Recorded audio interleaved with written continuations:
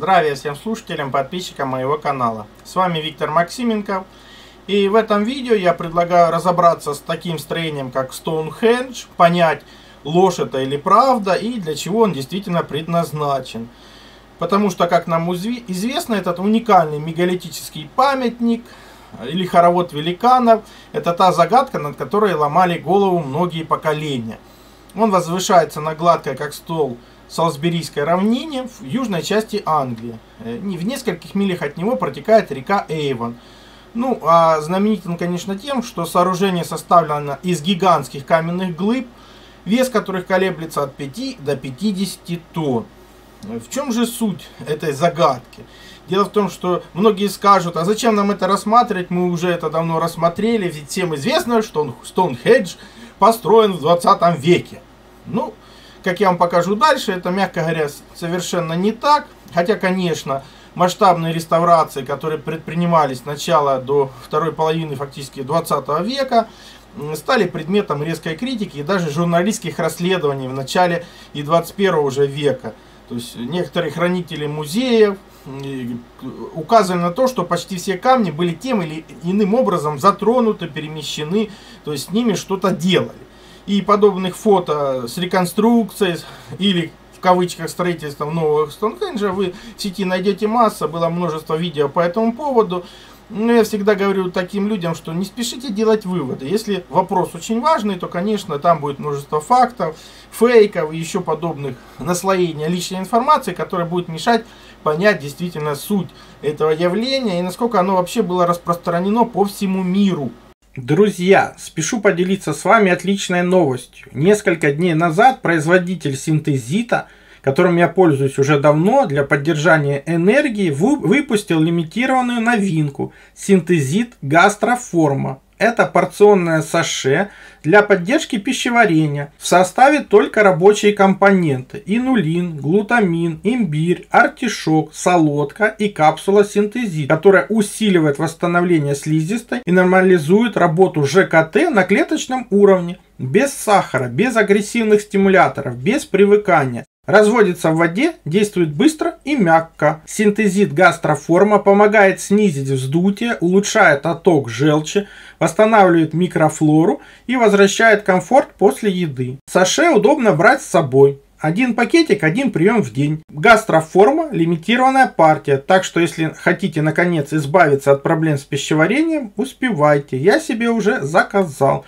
Ссылку оставлю в описании. Если мы даже посмотрим те же фотографии строительства или реконструкции, как это названо, с того же Стоунхенджа, то мы видим, что уже все-таки какие-то сооружения при этом там находились.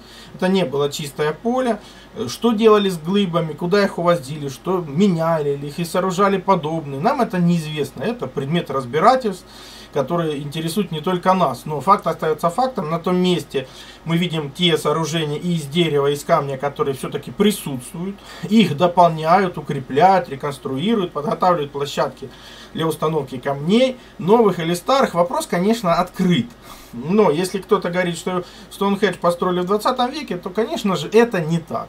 То есть, да, его реконструировали, совершали множество манипуляций, но перед вами открытка, которая датируется между 1902 и 1918 годами, которая говорит, зачем же проводились эти все реконструкции.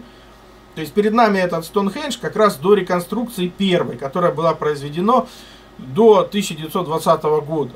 И мы видим, что эти гигантские камни кто-то подпер, потому что они просто могли упасть.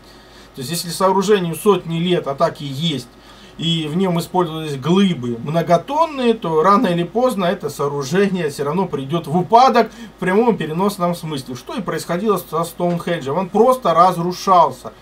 И, соответственно, нужно было провести обследование, укрепить то, что имелось, для того, чтобы это сохранить для потомков. Если же брать данные археологии, то изучение этого места показывает, что первые элементы памятника были созданы еще 5000 лет назад, то есть примерно 3000 лет до нашей эры. А археологи относят завершение сооружения тех гигантских каменных блоков, которые мы видим, как раз где-то 1900-1600 года до нашей эры. Так зачем же было нужно подобное сооружение, то есть назначение этих мегалитов? Ну, те научные мужи, которые изучали этот объект, они говорят, что это, скорее всего, было связано или с культом мертвых, возведения подобного сооружения, либо этот комплекс использовался для определения астрономических событий, в первую очередь солнцестояния и равноденствия. Ну, это уже ближе к истине, как я вам дальше покажу. Но факт остается фактом о том, что, по крайней мере, данные историков расходятся с данными, которые имеются в литературе, потому что в литературе 12 века в определенных манускриптах, в том числе история бритов, конечно, они ее не воспринимают, они вообще считают, что это фейк какой-то. Стоунхендж должен был увековечить память 460 бритских вождей. Ну, лично я считаю, что, скорее всего, 360. То есть есть определенные как бы искажения. Почему? Вы видите дальше. Предательски убитых во время мирных переговоров, вторгшимся на остров Саксами. Мерлин якобы установил этот грандиозный мемориал на месте коварного убийства в царствование короля Аврелия Амброзия, дяди Артура. Но, как гласит легенда, волшебник не был архитектором сооружения. Ему лишь принадлежала идея, внимание, перенести хоровод великанов из Ирландии, где он прежде находился. То есть подобные данные есть в литературе. То есть слева это миниатюра как бы тоже с Мерлином 1300 год, а справа как раз миниатюра из книги «Встреча юного Мерлина Амброзия с королем», который как раз и был дядей Артура. То есть опять же она еще 7 века считается. То есть подобная литература встречается на всем протяжении, хотя события вроде бы относятся к 5 веку нашей эры. То есть согласно вот этим источникам Мерлин обратился к королю со следующими словами.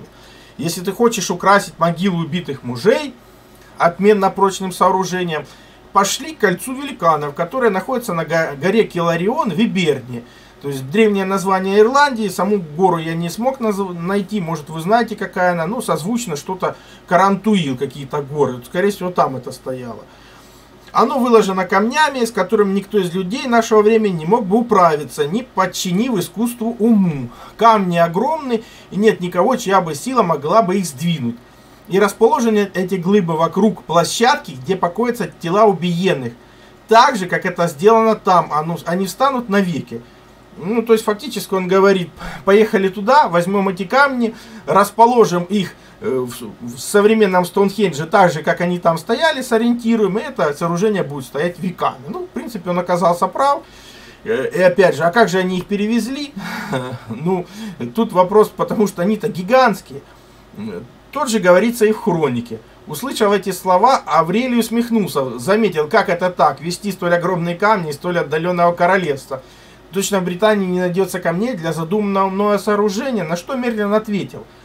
Понапрасну не смейся, ибо то, что я тебе предлагаю, отнюдь не пустое. Камни исполнены тайн и придают лечебное свойство различным снадобьям. Некогда великаны вывезли их из крайних пределов Африки и установили в Ибернии, где тогда обитали, ну, древнее название Ирландии. То есть Мерлин обращает внимание на то, что камни особые, поэтому если они их взять сюда, то здесь, как говорится, получатся какие-то особые свойства. Притом справа вы видите книгу 14 века, как великаны как бы строили Стоунхендж. Им удалось вывести эти камни из прошлой Ирландии только силой и только благодаря как бы гению Мерлина, потому что без Мерлина они ничего не могли сделать, но при помощи его механизмов, которые он соорудил, они смогли их погрузить и вывести и установить. То есть здесь архитектор как бы Мерлин, который взял это все и перевез на это место и установил так же, как оно стояло там. А до этого это стояло в Африке. И все это вывезли и строили великаны. И об этом им прекрасно известно. То есть, ну, подобные историки, конечно, не воспринимают, потому что для них это фейк. Вот мы там что-то нарыли, сказали вам, что это так. Все, вы верьте безоговорочно. И до свидания. По поводу, как говорится, древности Стоунхенджа, чтобы не было разговора, мы показываем самые ранние фотографии, 1875 год, все эти камни на месте, они прекрасно присутствуют. Подобные фотографии в сети сотни, это тем, кто Стоунхендж там построили в 20 веке. Заново возвели, вполне возможно, реконструировали, вполне возможно, заменили камни, все может быть, но это ж нужно изучать и понимать, что же они там учудили в итоге. Ну, говорит о том, что он действительно появился в 20 веке, ну, мягко говоря, не стоит, потому что 1867 год фотографий, просто их сотни. То есть сотни фотографий, не только фотографии, все ссылки на материал, как всегда, в описании, перейдите, посмотрите. То есть зарисовки 1820 года о том, что Стоунхендж еще стоит, да, разрушен. То есть тот же 1820 год, опять же зарисовка, как и что там праздновало до этого, какие астрономические события, как бы фантазия автора с зарисовками. Но вот 16 век, близ Уилтона камней прекрасных груда. На этот хаос глаз не в силах счесть. Не постигает разум, кто принести мог в сей край равнины и откуда. То есть это сэр Филипп Сидней, поэт блестящей елизаветинской эпохи, 16 век. То есть это изображение тоже перед вами примерно из тех же времен. Что мы видим? Ну, Стоунхендж есть, да, разрушенный, да, не целый, но есть. Карта, которую нарисовал Джон Спид, который жил 1552-1629. Скорее всего, это срисовка с вот этой карты 1610 года. И Стоунхендж в разрушенном состоянии, да, но он присутствует. Ну, это для тех, кто как бы его никогда не было. Тоже подобные зарисовки того времени. Их множество в сети. Перейдите, познакомьтесь. Опять же, перейдите в тот же файл Стоунхенджа, и там вы увидите их все. Еще одна зарисовка.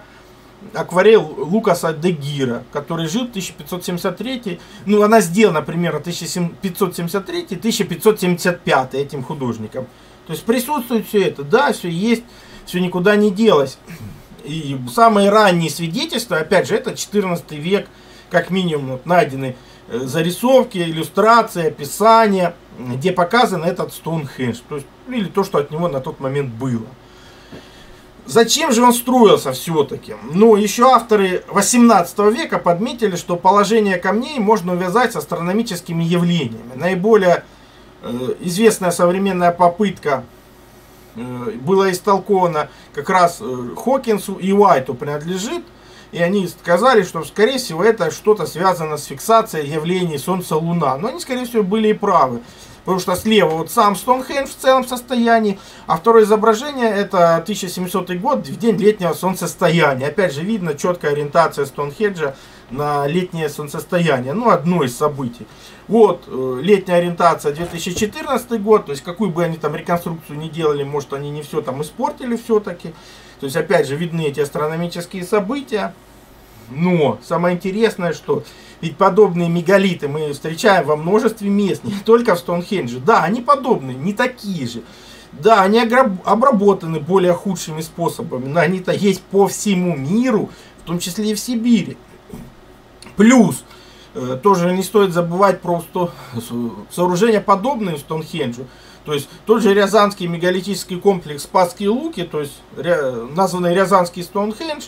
То есть некогда от городища Старой Рязани в местечке Спасская Лука было найдено древнее сооружение, схожее по строению с английским Стоунхенджем. Его возраст оценен 4000 лет. Ничего удивительного, понятно, что это сооружение было деревянным, то есть намного проще. Но, скорее всего, это как раз сооружение использовалось для фиксации основных астрономических событий, которые и были основными праздниками тех же славян на протяжении многих-многих тысяч лет. Опять же, хотелось бы обратить ваше внимание на Малтынскую пластину. Это календарь, которому дают до 25 тысяч лет до нашей эры, то есть максимум 27 тысяч лет.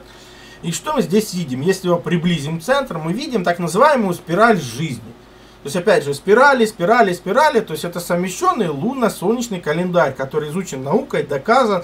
Я много раз рассматривал. Почему нам это интересно? Потому что тот же Фесский диск, это та же спираль жизни. Где здесь лунно-солнечный календарь, то есть здесь можно и 30 дней применить, и 40 дней применить. Когда мы начинаем рассматривать Стоунхендж, то вот в таком исполнении мы видим, что Стоунхендж это 90 камней. То есть внешний круг 30, средний круг 30, и все камни внутреннего круга, опять же, это 30.